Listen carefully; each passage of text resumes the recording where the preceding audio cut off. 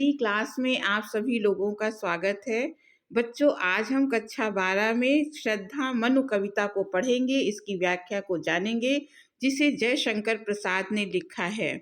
ये परीक्षा की दृष्टि से बहुत ही महत्वपूर्ण है, इसमें से परीक्षा में ज़रूर पूछा जाता है, तो आज हम इसी के अर्थ को समझेंगे।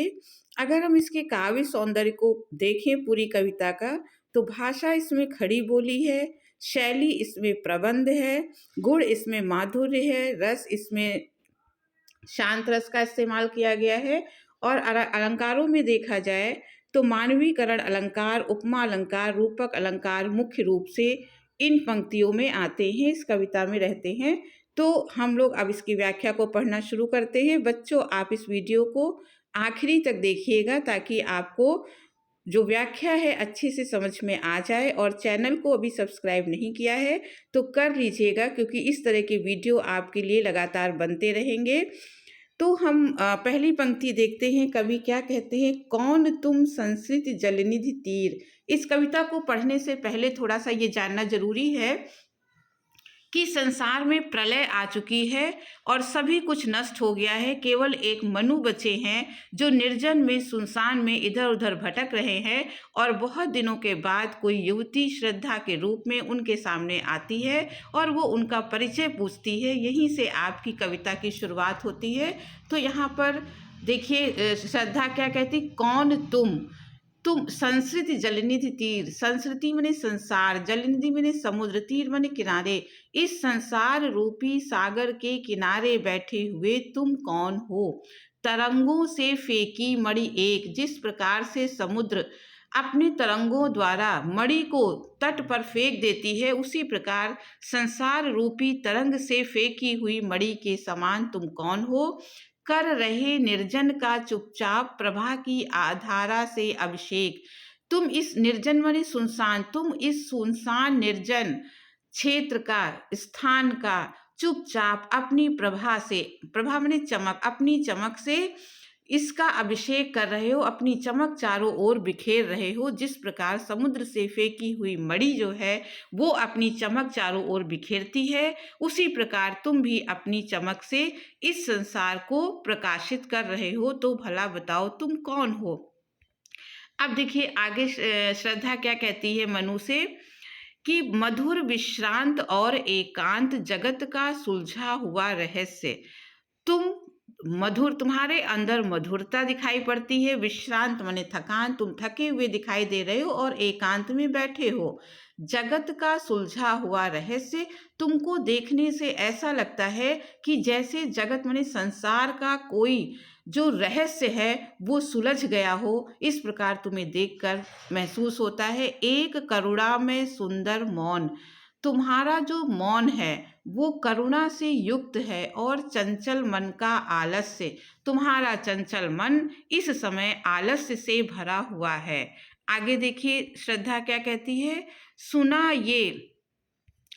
सुना ये मनु ने मधु गुंजार, मधुकरी सा कासा जब आनंद। तो अब क्या कहती है? मधुकरी कासा में देखिए बच्चों उपमा अलंकार है, क्योंकि मनु ने बहुत दिनों तक किसी दूसरे व्यक्ति की आवाज़ को नहीं सुना था।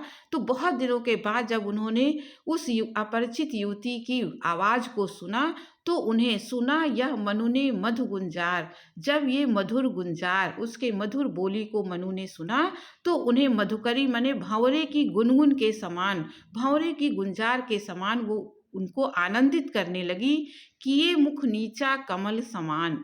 मनु उदासी के कारण, निराशा के कारण अपने मुख को नीचा किए हुए बैठे हैं, तो वो नीचा किए हुआ जो उनका मुख है वो कमल के समान प्रतीत होता है। प्रथम कवि का जो सुंदर छंद, और यहाँ पर कहते हैं कि मनु को श्रद्धा की जो बोली है उसकी आवाज़ ऐसी लगी जैसे प्रथम कवि, पहले कवि ने जैसे कोई सुंदर छंद बोला हो, ऐसी ही आनंदित करती हुई उसे श्रद्धा की आवाज़ सुनाई पड़ी। तो इस प्रकार से देखिए बच्चों, ये इसका अर्थ है। अब आगे हम देखते हैं। आगे की पंक्तियों में कहना है कवि का कि एक झटका सा लगा सहर्ष, निरखने लगे लुटे से कौन। श्रद्धा की ओर कौन बोल रहा है? अब मनु को ऐसा लगा कि कौन बहुत दिनों के बाद मुझसे ये इस तरह से बोल रहा है, बात कर रहा है, तो वो उसकी ओर देखने लगे। तो एक झटका सा लगा सहर्ष, उसकी बोली को सुनकर मनु को एक झटका सा लगा, उन्हें हर्ष भी हुआ, खुशी भी हुई। निरखने लगे लुटे से कौन, और वो निरखने में देखने लगे, वो श्रद्धा की ओर देखने लगे, लुटे के समान देखने लगे, जैसे उन्हें किसी ने लूट लिया हो, कि ये कौन है जो मुझसे इस तरह से बातचीत कर रहा है, गा रहा ये सुंदर संगीत। अब देखिए, जो श्रद्धा है वो मनु से बात कर रही है, लेकिन उसकी जो बोली है वो मनु को सुंदर संगीत के समान प्रतीत हो रहा है। उसने उनको अनुभव हुआ कि ये सुंदर संगीत भला कौन गा रहा है। कुतूहल रह न सका फिर मौन, उनके अंदर की जो जिज्ञासा है वो मौन न रह सकी, उनके अंदर ये जिज्ञासा उत्पन्न हो गई कि देखिए ये कौन है जो मुझसे बातचीत कर रहा है। अब आगे देखिए, आगे कवि क्या कहते हैं, और देखा वह सुंदर दृश्य।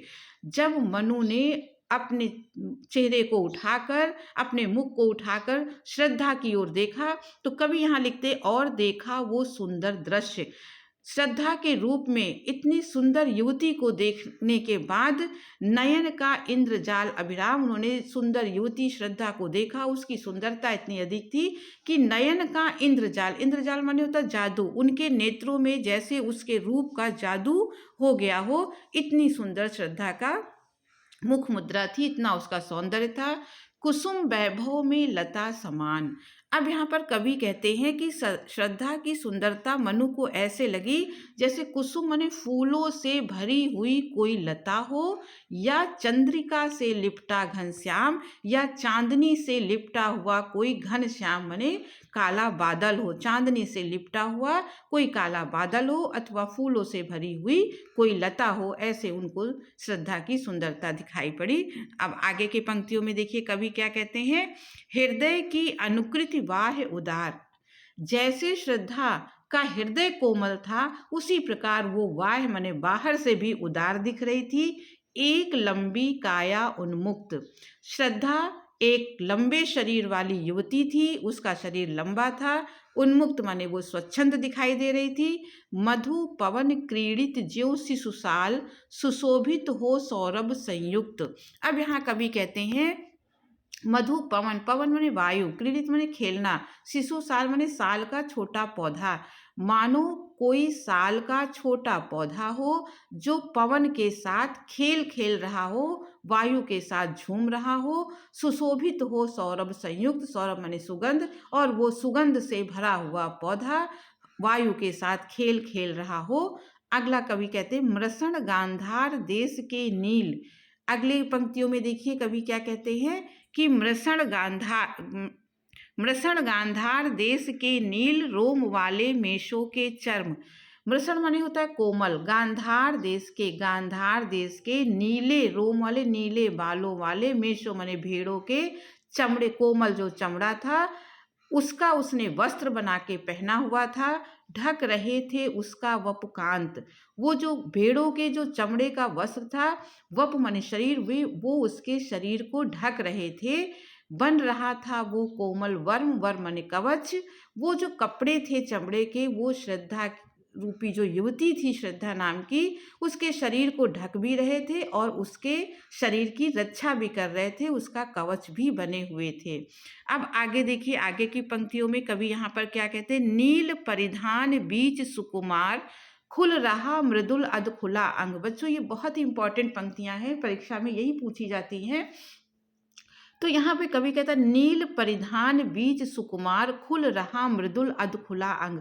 श्रद्धा ने नीला परिधान, नीले वस्त्र पहने हुए हैं, तो नीले वस्त्र पहनने के बावजूद उसके जो कुछ सुकुमार माने सुकोमल अंग हैं, अध खुले अंग हैं, वो उसके बीच से, कपड़े के बीच से भी खुले हुए दिखाई दे रहे हैं। माने श्रद्धा के नीले वस्त्रों के बीच से उसके गोरे गोरे शरीर के कुछ अधखुले अंग है जो बाहर दिखाई देते हैं। वो अंग कैसे लगते हैं, खिला हो जो बिजली का फूल, मेघ बन बीच गुलाबी रंग। उसके लिए कवि ने यहाँ पर उपमा की है कि मानो मेघ वन, यहाँ रूपक अलंकार है, मानो मेघ बादल रूपी वन के बीच में गुलाबी रंग के बिजली का फूल मानो खिल गया हो, इस प्रकार उसके कपड़े से खुले हुए अंग की सुंदरता दिखाई पड़ती है। अब अगली पंक्तियों में देखिए, यहाँ पे कवि कहते हैं, ओह वह मुख पश्चिम के व्योम बीच जब घिरते हो घनश्याम। कहती वो ओह निकलता है कब, जब बहुत ही सुंदरता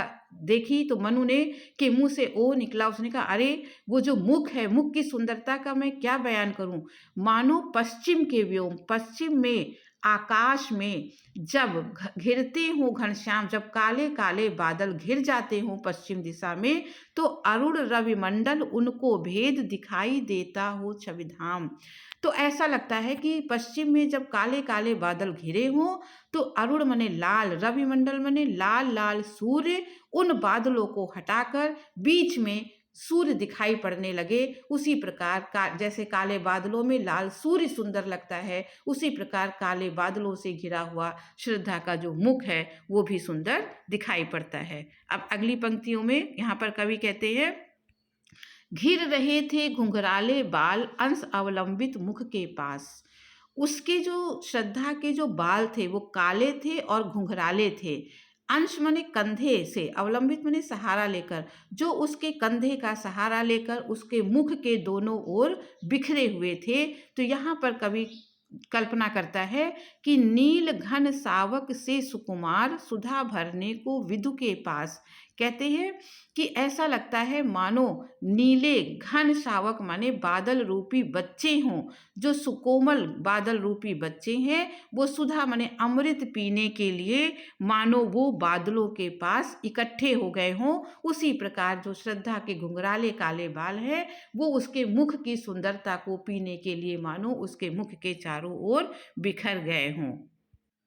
अब आगे कवि कहते हैं कि और उस मुख पर वह मुस्कान, एक तो सुंदर मुख है, उसके मुख के ऊपर उसकी जो मुस्कुराहट है, रक्त किसलय पर ले विश्राम। रक्त किसलय का मतलब होता है कि जो पेड़ों के नए नए पत्ते होते हैं जो लाल रंग के होते हैं, हल्का लालिमा लिए रहते हैं, तो कहते हैं जो कोपले, नई कोपले, पेड़ों की नई कोपले हैं, उसके ऊपर मानो अरुण की एक किरण अम्लान अधिक अलसाई हो अभिराम। अब उसकी मुस्कुराहट को बताने के लिए कवि यहाँ पर कहते हैं कि मानो सूर्य की एक किरण, सूर्य की मानो एक जो किरण है वो पेड़ों के लाल पत्तों के ऊपर मानो अलसाई हुई लेटी हो। अर्थात सूर्य की किरण जब लाल पत्तों पर पड़ती है तो जो उसकी सुंदरता दिखाई पड़ती है, वैसे ही उसके सुंदर मुख पर उसके होठों की सुंदरता दिखाई पड़ रही है। अब आगे की पंक्तियों में देखिए, कहा मनु ने, अब मनु जो है वो उस युवती से पूछते हैं, कहा मनु ने नभ धरणी बीच बना जीवन रहस्य निरूपाय। मनु ने कहा कि नभ ने आकाश और धरती के बीच मेरा जीवन जो है रहस्यमयी हो गया है, मेरे जीवन जीने का अब कोई उपाय नहीं है, मेरे पास कोई उपाय नहीं है। एक उल्का सा जलता भ्रांत शून्य में फिरता हूँ असहाय। मेरा जीवन एक उल्का पिंड के समान हो गया है जो जलता हुआ चारों ओर संसार में भटक रहा है, शून्य में इधर उधर भटकता है, असहाय है, उसकी कोई मंजिल नहीं है। अब आगे देखिए क्या कहते हैं, कौन हो तुम बसंत के दूत। कवि ने क्या, मनु ने क्या पूछा, कौन हो तुम बसंत के दूत विरस पतझड़ में अति सुकुमार। मेरा जीवन तो पतझड़ के समान है, तो मेरे पतझड़ रूपी जीवन में आने वाले हे सुकुमार, तुम बसंत के दूत के समान आए हो, बसंत की बयार लेकर आए हो, तो तुम कौन हो। घन तिमिर में चपला की रेख, तुम मेरे जीवन में उसी प्रकार आए हो जिस प्रकार घन तिमिर माने घने अंधकार में कोई बिजली की रेखा कौंध जाती है, तपन में शीतल मंद बयार, और अत्यधिक गर्मी में अगर शीतल पवन के झोंका आ जाता है तो मेरे जीवन में, मेरे तप्त जीवन में तुम शीतल मंद झोंके के समान आने वाली भला कौन हो, अपना परिचय दो। अब आगे देखिए क्या कहते हैं, लगा कहने आगंतुक व्यक्ति, आगंतुक व्यक्ति मैंने श्रद्धा आई है, श्रद्धा कहने लगी कि मिटाता उत्कंठा सा विशेष। अब श्रद्धा मनु की उत्कंठा को, उसकी जिज्ञासा को मिटाती हुई अपने बारे में बताने लगी। दे रहा हो कोकिल सानंद सुमन को जो मधुमय संदेश। तो मनु को उसकी आवाज़ सुनकर ऐसा लगता है कि मानो कोई कोयल फूल को मधुबन माने उसको सुंदर सा संदेश सुना रही हो, ऐसा ही मधुर संदेश सुना रही हो, ऐसा ही उसकी आवाज़ को सुनकर मनु को लगा। अब श्रद्धा अपने बारे में क्या बताती है? भरा था मन में नौ उत्साह। श्रद्धा ने कहा कि मेरे मन में बहुत ही उत्साह भरा हुआ था, सीख लूँ ललित कला का ज्ञान, कि मैं जितनी भी इस संसार में ललित कलाएं हैं, जितनी भी कलाएं हैं, मैं उन कलाओं के ज्ञान को प्राप्त कर लूँ, ऐसा मेरे मन में उत्साह था। इधर रह गंधर्वों के देश, पिता की हूँ प्यारी संतान। इधर मैं गंधर्वों के देश में रहने वाली हूँ, यहीं रहती हूँ और अपने पिता की प्यारी संतान हूँ। आगे वो क्या कहती है? दृष्टि जब जाती हिमगिरी ओर, मैं इधर हिमालय के क्षेत्र में रहती हूँ, तो जब जब मेरी दृष्टि, मेरी नज़र हिमालय की ओर जाती है, प्रश्न करता मन अधिक अधीर। मेरा मन इसको देखकर बहुत मेरे मन में प्रश्न उठते हैं और मेरा मन अधीर हो जाता है। धरा की यह सिकुड़न भयभीत, आह कैसी क्या है पीर। मैं जब हिमालय की धरती की जब सिकुड़न को देखती हूँ, इसके सिकुड़न को देखकर मैं भयभीत हो जाती हूँ और मैं सोचती हूँ कि इसकी क्या पीड़ा है, इसका क्या दुख है, जिसके कारण ये चिंता से सिकुड़ गया है। आगे की पंक्तियों में देखिए फिर क्या कहती है? बढ़ा मन और चले ये पैर। इस प्रकार से मेरा मन इसको देखकर अत्यधिक प्रश्न करता है और मेरे पैर इसकी क्षेत्र को इसे देखने के लिए आगे बढ़ते चलते हैं। शैल मालाओं का श्रृंगार, आगे बढ़कर जब मैं इस हिमालय के पर्वत मालाओं के श्रृंगार को, इसकी सुंदरता को देखती हूँ, आँख की भूख मिटी यह देख, तो मेरे आँखों की जो भूख है उसकी सुंदरता को देखकर मिट जाती है। और आह कितना सुंदर संभार, ये जो हिमालय का क्षेत्र है ये कितना सुंदर है, इसको देखकर मेरी आँखों की भूख भी मिट जाती है। अब अगली पंक्तियों में कवि फिर कहते हैं कि देखा यहाँ, श्रद्धा कहती है मनु से, यहाँ देखा कुछ बलिका अन्न। बलिका अन्न बच्चों वो होता है जब हम लोग खाना खाते हैं तो जीव जंतुओं के लिए थोड़ा सा अन्न अपनी थाली से निकाल देते हैं, भोजन में से वही अंश होता है। तो श्रद्धा कहती मैंने यहाँ पर कुछ बलि का, जानवरों को, जीवों को दिया हुआ अन्न बिखरा हुआ देखा। भूत हितरत किसका ये दान, और प्राणियों के हित के लिए, कल्याण के लिए किसने ये अन्न को बिखेरा है, ये मेरे मन में प्रश्न उठा। इधर कोई है अभी सजीव, हुआ ऐसा मन में अनुमान, और इस अन्न को देखकर मेरे मन में ये अनुमान जागा कि अभी यहाँ पर कोई ऐसा व्यक्ति है जो जीवित है और जो जीवों के लिए इस प्रकार से बलि के अन्न को बिखेर रहा है। तो ऐसा मेरे अंदर अनुमान हुआ। अब आगे देखिए क्या कहते हैं? तपस्वी क्यों हो इतने क्लांत, वेदना का ये कैसा वेग। अब उसको श्रद्धा तपस्वी के रूप में उसको स्वीकार करती है, कहती है कि हे तपस्वी, तुम इतने क्लांत में दुखी, तुम इतने परेशान, इतने दुखी क्यों हो? वेदना, तुम्हारे अंदर वेदना का ये कैसा वेग चल रहा है, तुम्हारे अंदर इतनी वेदना क्यों है? आह तुम इतने अधिक हताश, बताओ ये कैसा उद्योग, तुम अपने जीवन से इतने अधिक हताश क्यों हो गए हो, इतने निराश क्यों हो गए हो? तुम्हारे जीवन की जो व्यथा है वो तुम हमको बताओ, तुम्हारे अंदर कौन सी व्यथा चल रही है। अब आगे की पंक्तियों में देखिए फिर श्रद्धा उनको, क्योंकि मनु जो है वो निराशा से भरे हुए हैं, तो श्रद्धा उनके भीतर की निराशा को, उनके दुख को दूर करना चाहती है और उनके अंदर आशा का संचार करना चाहती है। तो इन पंक्तियों में कहती है, बच्चों ये पंक्तियां भी बहुत इंपॉर्टेंट है परीक्षा के लिए और यही सब पंक्तियां पूछी जाती हैं एग्जाम में, तो आप इसको पढ़िए। दुख की पिछली रजनी बीच, विकसता सुख का नवल प्रभात। अब यहाँ पर दुख और सुख की व्याख्या जो है वो श्रद्धा मनु के साथ करती है कि दुख की रजनी माने रात, जब दुख की रात बीत जाती है तभी सुख का नया प्रभात जीवन में आता है। अर्थात अगर जीवन में दुख है उसके बाद जीवन में सुख आ जाता है। एक पर्दा ये झीना नील, और दोनों के सुख और दुख में एक झीना सा, एक पतला सा केवल पर्दा है, छिपाए हैं जिसमें सुखगात। दुख रूपी पतले पर्दे के पीछे ही सुख जो है, जीवन का सुख छुपा हुआ है।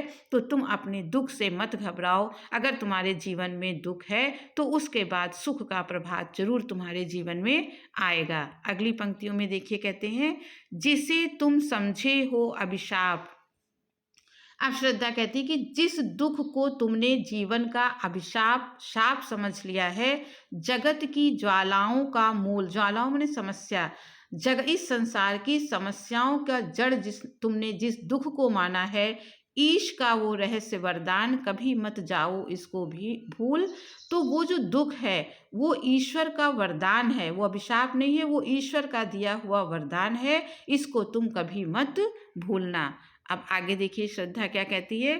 कहने लगे मनु सहित विषाद। श्रद्धा की इन आशा भरी बातों को सुनकर, उत्साह भरी बातों को सुनकर मनु क्या कहते हैं, कहने मनु सहित विषाद। मनु जो है वो विषाद के साथ, दुख के साथ कहते हैं, मधुर मारुत से ये उच्छ्वास, कि तुम्हारी जो ये वाणी है, ये जो वाणी है वो बहुत ही मधुर है, बहुत ही अच्छी लग रही है, अधिक उत्साह तरंग आबाद, वो तुम्हारी जो बातें हैं वो हमारे हृदय में, मेरे मन में बहुत अधिक उत्साह की तरंगे उत्पन्न कर रही हैं, उठाते मानस में साविलास। तुम्हारी जो बातें हैं वो हमारे मन को बहुत अधिक उत्साहित कर रही हैं, बहुत अधिक आशा से भर रही हैं। लेकिन आगे फिर वो क्या कहते हैं, किंतु जीवन कितना निरुपाय लिया है देख नहीं संदेह। ठीक है, तुम्हारी बातें मुझे बहुत अच्छी लग रही है, आशा से भरी हुई हैं, मन में उत्साह पैदा कर रही हैं, लेकिन जीवन कितना निरुपाय है, जीवन में मेरा जीवन जो है कितना निरुपाय हो गया है, मेरे जीवन जीने का कोई उपाय नहीं बचा है, लिया है देख, मैंने जीवन के अनुभव को देख लिया है, अब मुझे इसमें कोई संदेह नहीं है। निराशा है जिसका परिणाम सफलता का वो कल्पित गे, और जीवन चाहे जितना अच्छा हो लेकिन उसका अंतिम परिणाम निराशा ही होता है, जो सफलता है वो केवल जीवन की कल्पना मात्र है। ऐसा मनु ने श्रद्धा को जवाब दिया। अब अगली पंक्तियों में कवि कहते, कहा आगंतुक ने सा स्नेह, अरे तुम इतने हुए अधिक। अब इस तरह अभी भी मनु की निराशा दूर नहीं हुई, तो श्रद्धा फिर स्नेह के साथ उनको फिर कहती, अरे तुम इतने हुए अधीर, तुम इतने अधीर क्यों हो रहे हो, तुम इतने दुखी क्यों हो रहे हो, हार बैठे जीवन का दांव, जीतते मरकर जिसको वीर। जीवन में इतनी उदासी तुम्हारे क्यों है, इतनी व्यथा क्यों है, जिस जीवन को तुम जीते जी अपनी जिंदगी को हार कर बैठ गए हो, जिंदगी में हार मानकर बैठ गए हो, जिसे वीर लोग हैं मर जाते हैं लेकिन वो जिंदगी को कभी हारते नहीं हैं, और तुम जीते जी उसको हार कर बैठ गए हो, अपने जीवन से तुमने हार मान ली है, ये बिल्कुल सही नहीं है। आगे फिर क्या कहती, तप नहीं केवल जीवन सत्य। अब यहाँ पर श्रद्धा उनको फिर समझाती है, ये भी इंपॉर्टेंट पंक्तियां हैं, तप नहीं केवल जीवन सत्य। जीवन की सच्चाई केवल तपस्वी बनने में नहीं है, तप करने में नहीं है। करुण ये क्षणिक दीन अवसाद, तुम्हारे अंदर ये जो अवसाद है, जो करुणा है, वो क्षणिक है, कुछ देर रहने वाली है, ज्यादा देर ये नहीं रहेगी। तरल आकांक्षा से है भरा सो रहा आशा का आह्लाद। आज तुम्हारे अंदर जो दुख है, तुम अपने अंदर देखोगे तो ये आकांक्षा से भरा हुआ, तुम्हारा हृदय भी आकांक्षा से भरा हुआ है, तुम्हारे अंदर भी जो आशा है वो है, लेकिन वो आशा इस समय पर सो रही है। प्रकृति के यौवन का श्रृंगार करेंगे कभी न बासी फूल। अब यहाँ पर क्या कहते हैं कि प्रकृति की जो यौवन है, ये जो प्रकृति है, ये जो धरती है, उसका श्रृंगार कभी भी बासी फूलों से नहीं होता है। हमेशा ताजे जो फूल होते हैं वही धरती का श्रृंगार करते हैं। अब आगे देखिए क्या कहते हैं, मिलेंगे वे जाकर अतिशीघ्र, आह उत्सुक है उनको धूल। जो फूलों का परिणाम क्या होता है, जो मुरझाए हुए फूल हैं, सूखे हुए फूल हैं, वो डाल से गिर जाते, अतिशीघ्र माने वो जल्दी ही डाल से गिर जाएंगे और फिर जाकर धूल में जाकर मिल जाएंगे, मिट्टी में मिल जाएंगे, उनका जीवन समाप्त हो जाएगा। तो इस धरती का, इस जीवन का श्रृंगार जो है कभी भी मुरझाए हुए मन से, निराशावादी, निराशा से भरे हुए मन से नहीं किया जा सकता है। आशा से भरा हुआ व्यक्ति ही इस जीवन का श्रृंगार कर सकता है। इस प्रकार श्रद्धा उनको समझाती है। एक तुम ये विस्तृत भूखंड, कहती तुम एक तुम हो, एक तरफ तुम हो और एक तरफ ये विस्तृत जो विशाल है वो धरती फैली हुई है, प्रकृति वैभव से भरा आनंद, और ये धरती पूरी प्रकृति से, ऐश्वर्यों से भरी हुई है। कर्म का भोग, भोग का कर्म, यही जड़ का चेतन आनंद। यहाँ पर कर्म सिद्धांत श्रद्धा जो है वो मनु को समझाती है कि जो व्यक्ति जो कर्म करता है, कर्म करना उसका अधिकार है, फल पर उसका अधिकार नहीं है। व्यक्ति जैसा कर्म करता है वैसा उसको फल मिलता है। अगर तुम अच्छे कर्म करोगे तुम्हें अच्छे फल प्राप्त होंगे, अगर अच्छे कर्म व्यक्ति नहीं करेगा तो उसे अच्छे फल प्राप्त नहीं होंगे। यही जो जड़ प्रकृति है, यही हमको चेतन संदेश, चेतना का संदेश दे रही है कि व्यक्ति को अपना कर्म करना चाहिए। कर्म छोड़कर उसको निराशावादी नहीं होना चाहिए, उसको हाथ पर हाथ धरकर बैठना नहीं चाहिए। अगली पंक्तियों में फिर वो समझाती है उसको, मनु को, अकेले तुम कैसे असहाय यजन कर सकते तुच्छ विचार।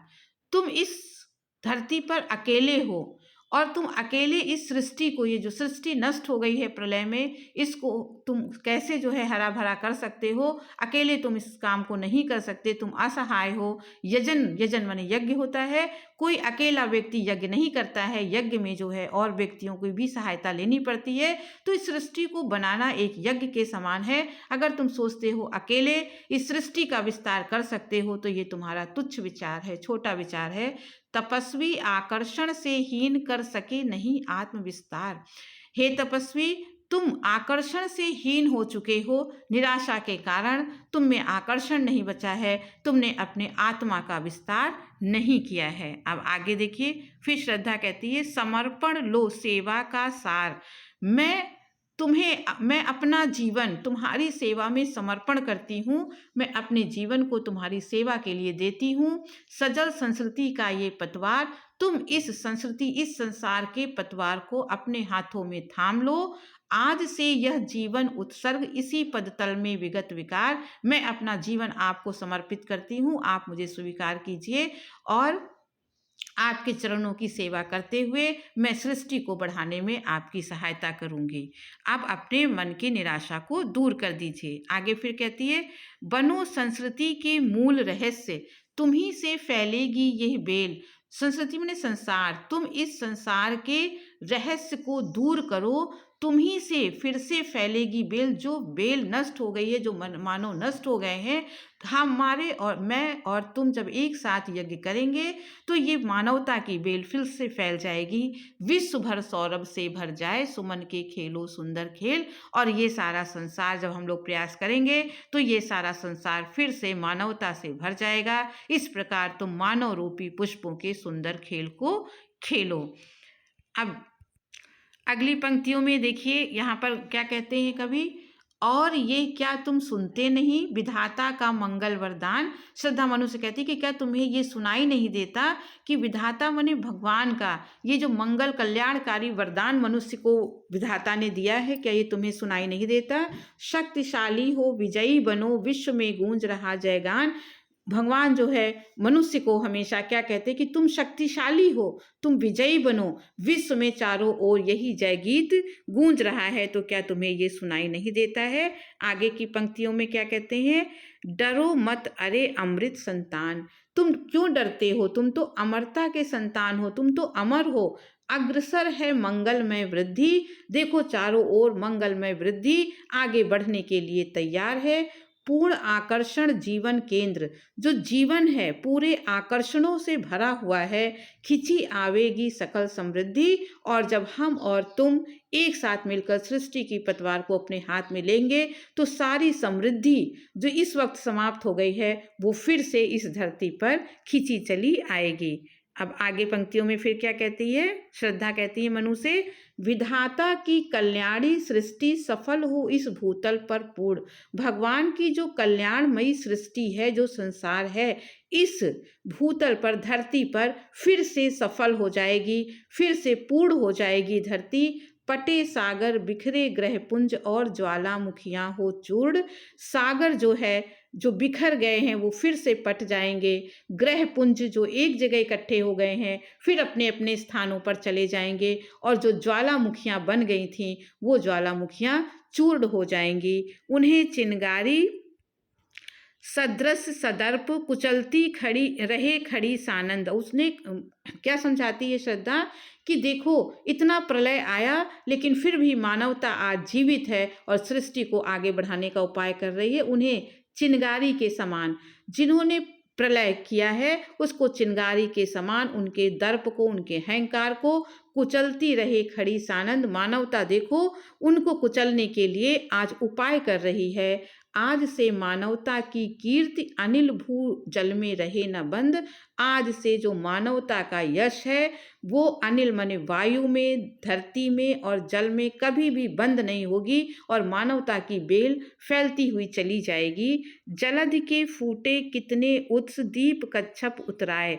अब यहाँ पर प्रलय के बारे में बताती है कि इस समुद्र में ना जाने कितने उत्स माने स्रोत फूट पड़े थे जल प्रलय करने के लिए। सभी द्वीप, कछुए, जीव जंतु सब डूबने उतराने लगे, उसमें सभी डूबने लगे, किंतु वह खड़ी रहे दृढ़ मूर्ति अभ्युदय का कर रही उपाय। इतना प्रलय आया, सभी जीव जंतु, सभी सृष्टि समाप्त हो गई, लेकिन वो मानवता, वो प्रलय मानवता को समाप्त नहीं कर सकी। आज देखिए हमारे और तुम्हारे रूप में दो मानव खड़े हुए इस सृष्टि के अभ्युदय को फिर से बनाने का उपाय कर रही है। तो बड़ी सी बड़ी आपदा भी मानवता को हरा नहीं सकती है। आगे देखिए क्या कहते हैं, शक्ति के विद्युत कण जो व्यस्त विकल बिखरे हो निरुपाय। माने शक्तियों के विद्युत कण, इस संसार में विद्युत कणों से बना हुआ है, शक्ति के कणों से बना है और शक्ति के विद्युत कण जब बिखर जाते हैं तो कोई बड़ा काम नहीं हो सकता है। तो यहाँ पे श्रद्धा कहती है कि शक्ति के जितने भी विद्युत कण हैं जो व्यस्त हो गए हैं, जो व्याकुल होकर इधर उधर बिखर गए हैं, समन्वय उसका करे समस्त। हम लोग उन शक्ति कणों को, अपने भीतर की जो शक्तियां बिखरी हुई हैं उसको हम एकत्रित करेंगे और एकत्रित करके जब बड़ा काम करेंगे तो विजयनी मानवता हो जाए तो ये मानवता फिर से विजयी हो जाएगी। हाँ, अगर शक्तियां बिखर जाती हैं तो कोई बड़ा काम नहीं हो सकता। शक्तियों को जब हम एकत्रित कर लेते, एक जगह इकट्ठा कर लेते हैं तो मनुष्य बड़े से बड़ा काम कर लेता है। तो इस प्रकार से श्रद्धा ने मनु को समझाया, उसको निराशा से निकाला। तो बच्चों आपको अच्छे से व्याख्या समझ में आ गई होगी। अच्छा लगा हो तो सब्सक्राइब कीजिएगा, इसको लाइक कीजिएगा, शेयर करिएगा और इस वीडियो को यहीं समाप्त करती हूँ। अगले वीडियो में फिर मिलूंगी, तब तक के लिए धन्यवाद।